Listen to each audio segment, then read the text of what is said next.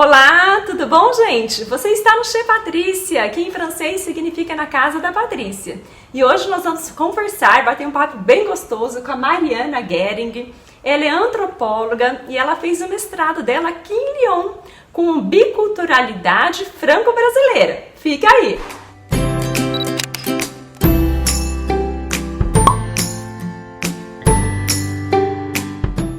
Bonjour à tous e à toutes. Bom dia, boa tarde, boa noite.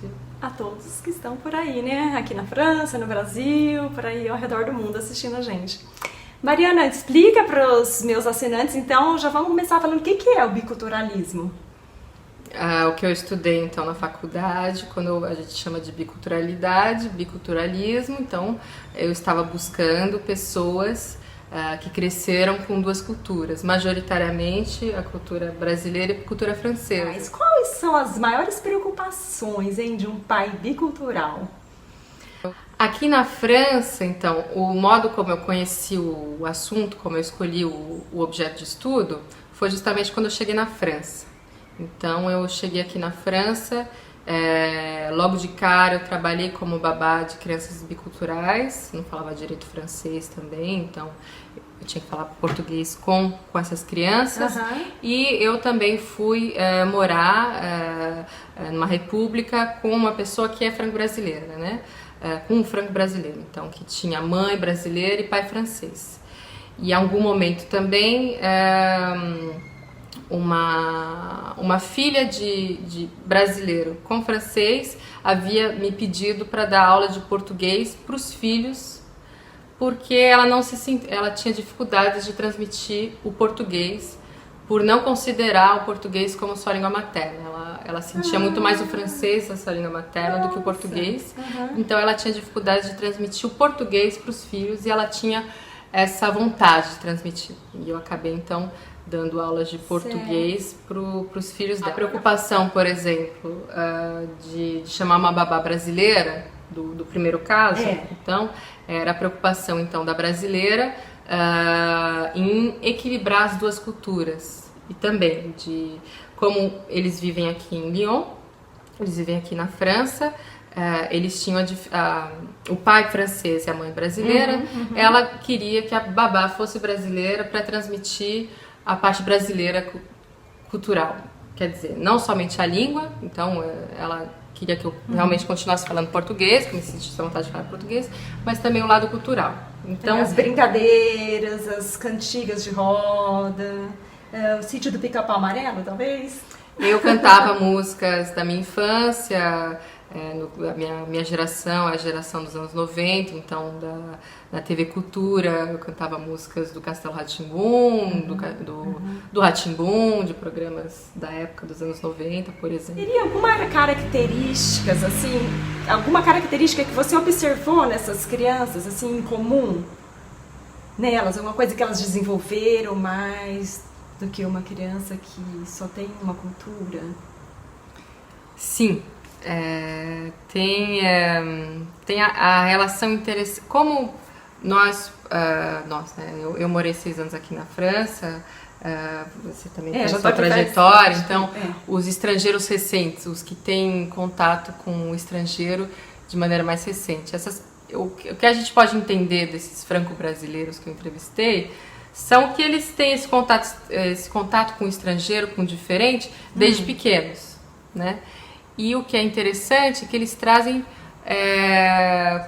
com relação ao que a gente não entende na outra cultura, com relação ao subentendido das culturas, né? Porque a gente pode falar a língua, mas a maior parte, que é o subentendido das culturas, é a parte onde a gente tem dificuldade, onde a gente se sente estrangeiro, onde a gente pode se sentir, às vezes, solitário, né? No entendimento.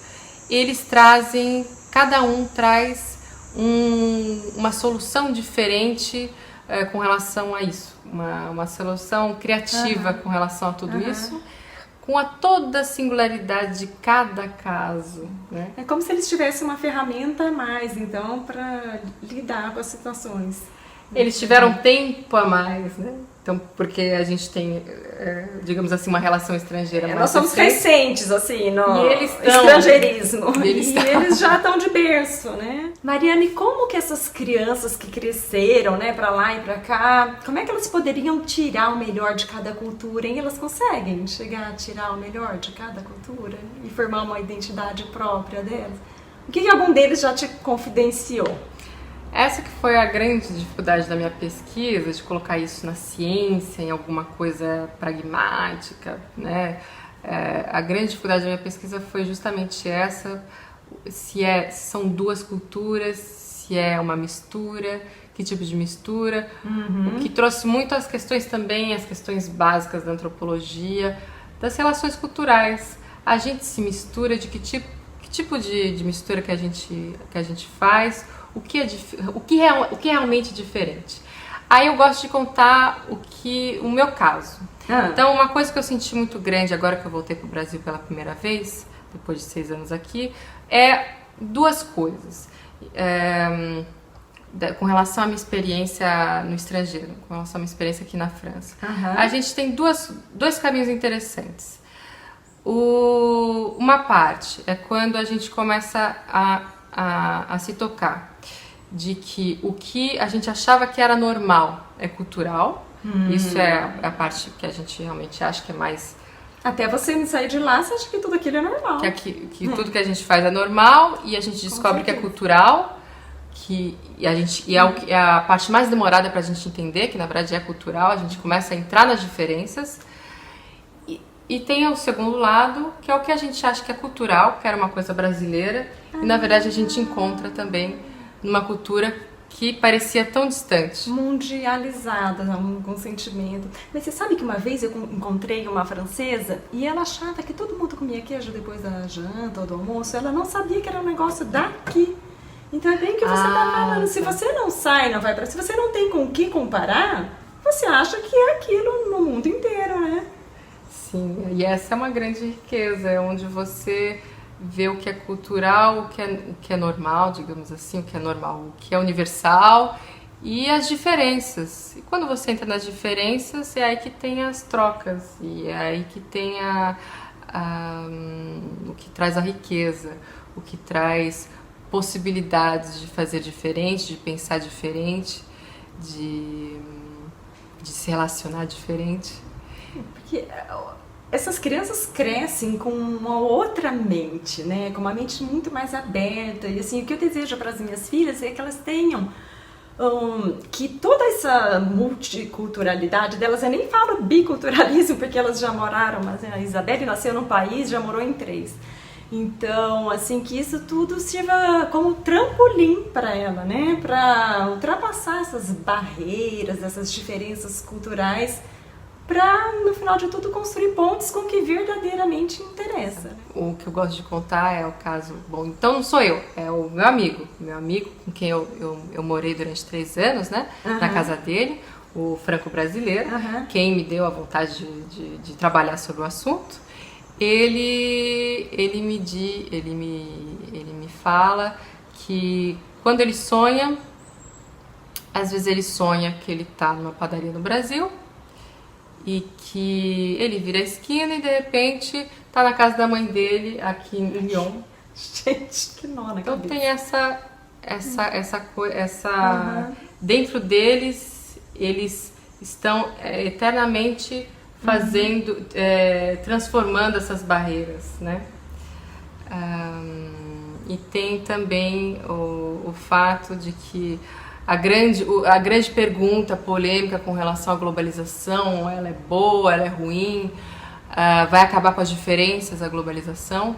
E quando a gente pensa nisso, também eu tenho mais um caso dessa pessoa, desse franco-brasileiro que eu morei. Ele fala... Tem McDonald's em todas as grandes metrópoles. De repente eu tô lá no McDonald's, eu tô no aeroporto, sempre é um lugar um pouco mais ou menos globalizado.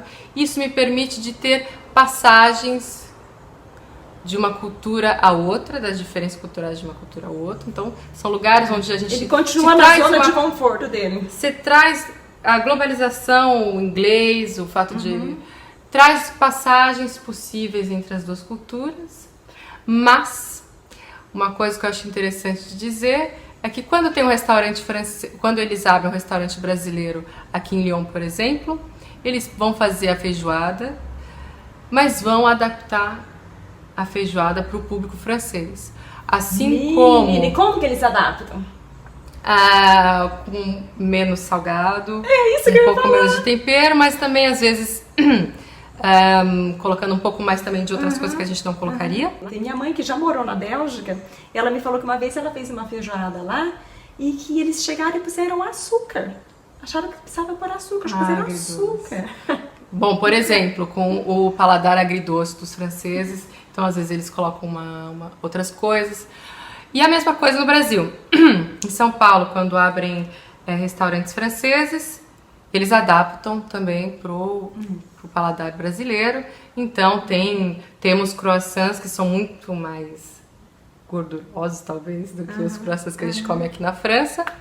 E aonde que está o interessante da globalização? É que mesmo o McDonald's, quando ele abre no Brasil, em São Paulo, o McDonald's da França, de Lyon, e o McDonald's de Nova York, não tem os mesmos sanduíches, e mesmo quando são, por exemplo, eu acho que o que tem em todos os lugares é o Big Mac, não tem o mesmo gosto. A globalização vai acabar com as diferenças? Eu acho que traz passagens confortáveis de trazem passagens de uma cultura a outra, de uma diferença a outra. Mas a diferença ela tá sempre se retransformando com as relações. É o que eu diria que os franco-brasileiros, eles são grandes atores, os franco-brasileiros biculturais de todos os outros filhos, de todas as nacionalidades, às vezes muito, mais do que 2. Eles são grandes atores, eu vejo eles como grandes atores nessas pontas. Mariana, eu vi uma frase outro dia que eu achei ótima, é um provérbio tcheco e falava assim, vamos ver se eu me lembro. Para cada nova língua que a gente fala, a gente vive uma nova vida. Não é? Não é isso? Sim. E eu acho incrível, porque é uma vida nova, porque eu acho que você até muda a personalidade, às vezes, eu acho, quando fala em outra língua. Sim, você fala num tom diferente, num gesto diferente, você usa um gestual diferente. Expressões, às vezes, que só naquela língua tem. O que eu acho interessante de contar é o caso, então, das crianças que eu tomava conta. O começo, então, de um franco brasileiro, com relação a isso. Aí, então, tinha o mais novo, eu cuidava, então, do mais novo, que tinha 1 ano e meio, ele ainda não falava nem português nem francês. Então, eu vou contar uma anedota como um caso interessante para trazer com essa... Pra gente fechar aqui a nossa entrevista com uma anedota. Então, eu cuidava então de 2 crianças, uma de 1 ano e meio e a de 3 anos. A de 3 anos eu achava, e foi isso que me trouxe o meu interesse de escolher a biculturalidade como um campo de pesquisa na antropologia. A de 3 anos falava com a mãe em português e com o pai em francês. Falei, bom, quando tiver todo mundo no mesmo cômodo, continuava falando em português, ela não misturava. Falava português com a mãe e francês com o pai. Que em casa é assim também. A mãe, no caso, é brasileira e o pai é francês. O menino de 1 ano e meio, então, ele ainda não falava nem português nem francês. Eles voltaram de férias do Brasil, então foi a primeira grande experiência do menino mais novo com o Brasil. Eles voltaram em setembro, então eu voltei a trabalhar, a buscar eles na creche e na escola. E o mais novo, ele começou, e foi ao mesmo tempo, no momento onde ele estava começando a falar algumas palavras e tal. Aí eu fui buscar o mais novo na creche, eu vi que a institutrice, a moça que trabalha lá na creche, que cuida deles, ela estava com uma cara de preocupada. Meu Deus, o que aconteceu? Eu falei, aconteceu alguma coisa, eu vou perguntar pra ela. Tá acontecendo alguma coisa? Será? Ela, não sei se eu conto. Bom, eu não sei o que tá acontecendo. Ele tá o dia inteiro falando je veux picoler, picoler, picoler, picoler. Je veux picoler toute la journée. O dia inteiro. Aí eu explico pra ela. Bom, eu vou explicar então Os franceses sabem, picolé. Gente. É, encher a cara. E a parte brasileira já sabe que picolé é sorvete. Picolé. Então, Olha só. Eu falei pra institutrice, eu falei assim, olha, é sorvete. Ela... Mariana, muito obrigada. Adorei bater esse papo com você. Volte sempre. Gente, foi só a primeira vez da Mariana aqui, viu? Ela vai voltar mais vezes, viu? Patrícia me acolheu com um suco que eu espero que ela faça. Ai, gente, dei a receita pra vocês. De lima da Pérsia com menta. Fiz fresquinho, fui pegar pra ela no jardim a menta. Esse calor de Leão 40 graus que tá acontecendo neste momento. A Mariana, como eu falei pra vocês, não estava previsto isso, gente, mas como a Mariana é música também, ela canta lindamente qualquer música, qualquer uma, assim, só pra dar uma nota final, quer arrematar com uma nota final? Sim. Então tem uma música que eu acho interessante de terminar com ela, que é Joana Francesa, do Chico Buarque. Oba, adoro Chico. Em que ele faz justamente passagens entre as duas línguas, sem que quase, de uma maneira tão sutil que a gente quase não percebe que está falando francês. A gente se pergunta se está falando francês ou português. Tá, então vamos fazer uma coisa? Agora me veio aqui uma ideia. Você vai voltar aqui uma outra vez pra gente fazer uma análise musical. Aí daí você canta a música inteira, a gente vai vendo a parte francesa, a parte brasileira, fechado? Tá bom. E agora a gente deixa vocês com a Mariana, gente. Então vamos lá. Só um trechinho, né? Quem me enfeitiçou, o mar m'arrebatou. Tu as le parfum de la cachaça e de suor. Geme de preguiça e de calor. Dun, dun, dun. Já é madrugada. Acorda, acorda, acorda, acorda, acorda, acorda. Vem molhar meu colo, vou te consolar. Vem mulato mole, danser dans mes bras. Vem moleque me dizer onde é que está ton soleil, ta braise. Mata-me de rir, fala-me de amor. Sons de mensonges, je sei de longe, sei de cor. Geme de prazer e de pavor. Já é madrugada. Acorda, acorda, acorda, acorda, acorda, acorda. Ai, que lindo! Que lindo! Muito obrigada, Mariana. Obrigada, Patrícia. Obrigada, adorei, prazer. adorei. Obrigada, gente. Tchau, gente. Até o próximo vídeo. A bientôt. Tchau.